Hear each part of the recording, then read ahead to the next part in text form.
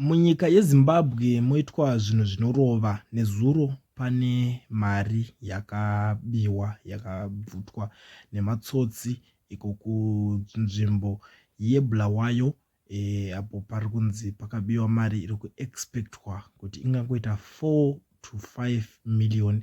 Ndo mari yakatorerwa avo vanhu vanoita zvekufamba vachichengetedza mari, vanhu vesecurity ndo vari kunzi vakasvikirwa ndobva vatorerwa mari nematsotsi. Ende mari yacho iyoyo haisati yarekavhiwa kana kuti kuwanika, nekuti panenge pachiri kungoteerwa vari kutresa kuda kunyatsonzwisisa kuti chii chakaitika. Chinhu chega chavari kutokwanisa kuita apa kubuditsa mafoni nhamba vachitaura kuti tapota please, mukange maona kana kuti kufungidzira pamuri kufunga ndo pangange pakaenda mari, munofona panhamba dzakadai idzi.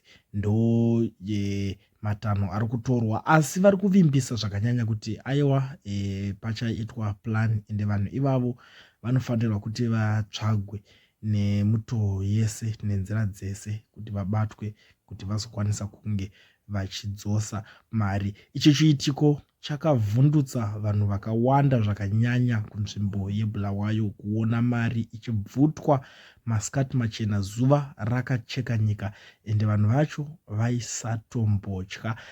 Paitotorwa mifananidzo nemavidheos nevamwe vanhuwo vakanga vakazvimirira vari mumastreet, asi hapana kana akatiza. Ende motikari yacho yavakanga vainayo yakanga inotori nenumber plate, ende havana kana kumboitwawo basa nazvo kuti mota yavo ine number plate pamwe zvichida ingangoonekwa kana kuti chii chingangoitika, asi vakangotora mari masikati machena. Ndo zvinhu zvave kuchitika iko zvino muZimbabwe.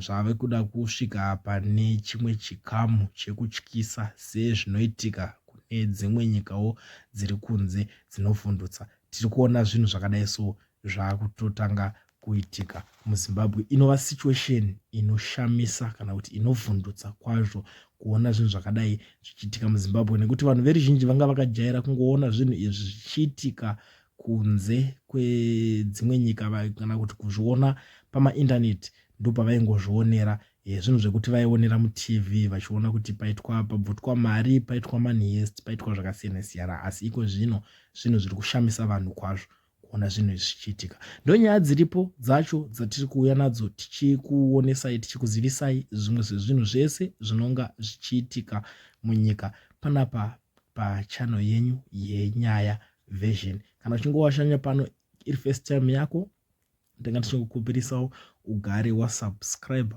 wokomenda, wolike, woshare, toramba tichionesana zvizhinji nekuzivisana nhau nezvimwe zvese zvinonga zvichiitika munyika.